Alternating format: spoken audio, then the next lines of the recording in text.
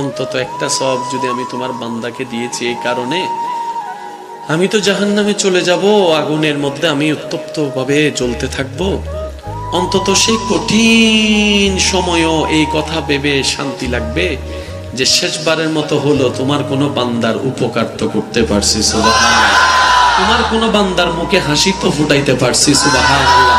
তোমার কোনো বান্দার সুখের কারণ তো হতে পেরেছি, এটাই আমার শান্তি লাগবে। তাই একটা সওয়াব আমি দিয়ে দিলাম।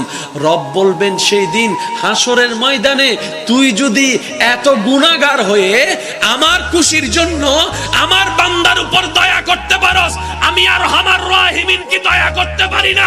আমি মালিক ইয়াউমিদ্দিন কি দয়া করতে পারি না? আমি ইন্নাল্লাহ আলা কুল্লি শাইইন কাদির কি দয়া করতে পারি না? যা যা, আমি তোরও জান্নাত দিলাম, 99 গুনাহগার তোরও জান্নাত করে দিলাম।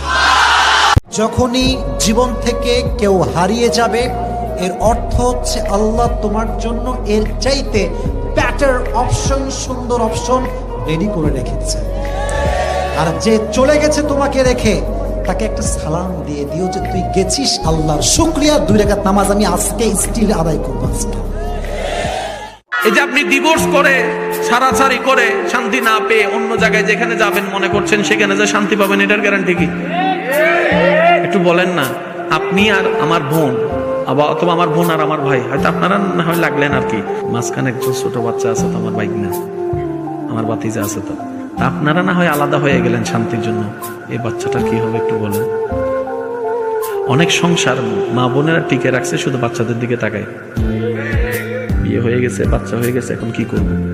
আমার মূল কথা হচ্ছে এতটুকু, স্ত্রীরা স্বামীকে সম্মান দিবে, স্বামীরা স্ত্রীদেরকে মায়া দিবে, স্বামীরা বউকে বুকে রাখবে, বউরা স্বামীকে মাথায় তুলে রাখবে। দেখবেন যে এই সংসারে শান্তি আসবেই। ধৈর্য ধরবেন সর্ববিষয়ে, আল্লাহর উপর ভরসা রাখবেন, নবীর দরুদ পড়বেন, ইস্তেগফার করবেন।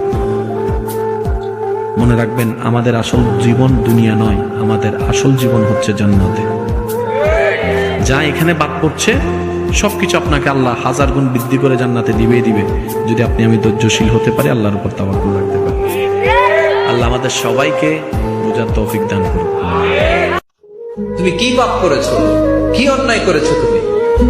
তুমি জানো না আমার রব কত মেহেরবান, তিনি কত দয়ালু, তিনি ভালোবাসার আধার, তিনি করুণার আধার।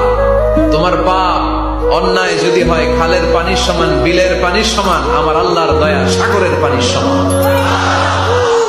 তোমার পাপ আর অন্যায় যদি হয় পাহাড়ের সমান, আমার আল্লাহর ভালোবাসার দয়া হচ্ছে আকাশের সমান। তুমি যদি তওবার মতো তওবা করতে পারো, ক্ষমার মতো ক্ষমা চাইতে পারো, চোখের পানি ছেড়ে, চোখের পানির বড় দাম, চোখের পানির মধ্যে বিশাল কারিশমা, এটা আল্লাহ খুব পছন্দ করে। 2 ফোঁটা পানি আল্লাহ পছন্দ করে। 1, জেহাদের ময়দানে শহীদের গা বেয়ে ঝরে পড়া রক্তের ফোঁটা। 2 হচ্ছে অনুতপ্ত বান্দার চোখের পানির ফোঁটা।